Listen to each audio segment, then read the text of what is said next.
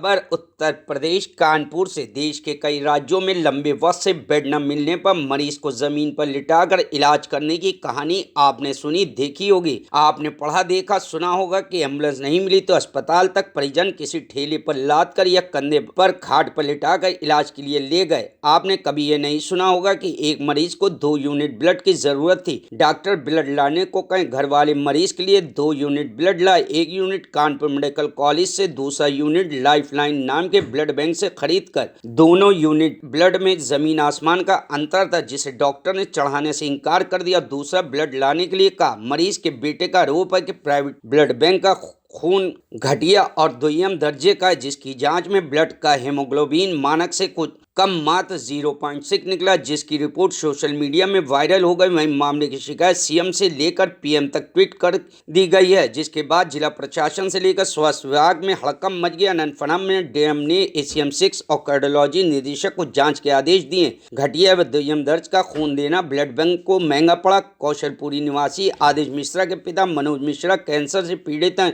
उनका हर माह 6 माह में हीमोग्लोबिन कम हो जाता है, जिससे उन्हें ब्लड चढ़वाना पड़ता है। आदेश के अनुसार बीती 13 नवंबर को उसने अपने पिता को ब्लड चढ़वाने लाजपत नगर स्थित एक प्राइवेट अस्पताल में भर्ती कराया, जहां डॉक्टर ने 2 यूनिट ब्लड लाने के लिए कहा, लेकिन आदर्श के पास ब्लड डोनर एक होने के कारण उसे 1 यूनिट ब्लड तो कानपुर मेडिकल कॉलेज के ब्लड बैंक से एक्सचेंज में मिल गया और दूसरा यूनिट ब्लड सर्वोदय नगर स्थित लाइफलाइन ब्लड बैंक से 2200 रुपये में खरीद कर लाया, जिसे डॉक्टर ने घटिया खून देने की बात कहकर दूसरा ब्लड लाने की हिदायत दी। बकौलादर जब उसने प्राइवेट ब्लड बैंक में दिए गए खून की जांच कराई तो वह द्वितीय दर्जे का निकला। सुनवाई न होने पर आदर्श ने सीएम से लेकर पीएम तक को ट्वीट किया। इसके बाद डीएम ने तत्काल एससीएमओ, ड्रग इंस्पेक्टर, एसीएम पस्टम और अन्य की टीमें पैथोलॉजी भेजी गई। टीम ने वहां पर जांच पड़ताल की। डीएम ने विशाख जी ने पुष्टि की कि एक ट्वीट पर एसीएम-6 व कार्डियोलॉजी निदेशक को जांच दी गई। रिपोर्ट आने के बाद आगे की कार्रवाई हो। बकौल आदर्श मामला सोशल मीडिया में वायरल होने की जानकारी मिलते ही हैं ब्लड बैंक से उसके पास कई कॉल आए, उसे धमकाया भी गया। मेरे पिताजी जो कैंसर पीड़ित हैं, उनका इलाज चलता रहता है। स्वरूप नगर एक डॉक्टर हैं आशुतोष वाजपेयी जी, उनके ये प्रॉब्लम रहती है, हर 6 महीने में ब्लड कम हो जाता है। अभी लास्ट टाइम जब उनका चेकअप कराया था तो उनका हीमोग्लोबिन 4 पॉइंट था। तो डॉक्टर ने बोला इनको ब्लड चढ़वाइए, दवाई है, कोई असर नहीं करना है।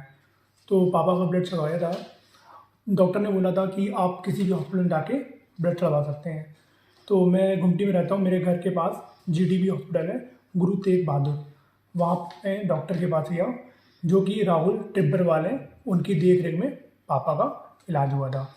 तो डॉक्टर ने 2 यूनिट ब्लड के लिए बोला था। डॉक्टर ने 2 यूनिट ब्लड के लिए बोला था। 1 यूनिट में जीएसपीएम से ले आया था और मेरे पास डोनर नहीं था उस वक्त, तो 1 यूनिट में लाइफलाइन ब्लड बैंक जो सर्वोदय नगर में है वहाँ से ले आया। तो जब वो ब्लड चढ़ रहा था, वो थोड़े टाइम, आधा से पौन घंटा ब्लड चढ़ा था, तो डॉक्टर आए। डॉक्टर ने कहा ये ब्लड ठीक नहीं लग रहा है, इसको रहने दीजिए, कोई फ़ायदा नहीं है। तो उस ब्लड को अलग कर दिया गया।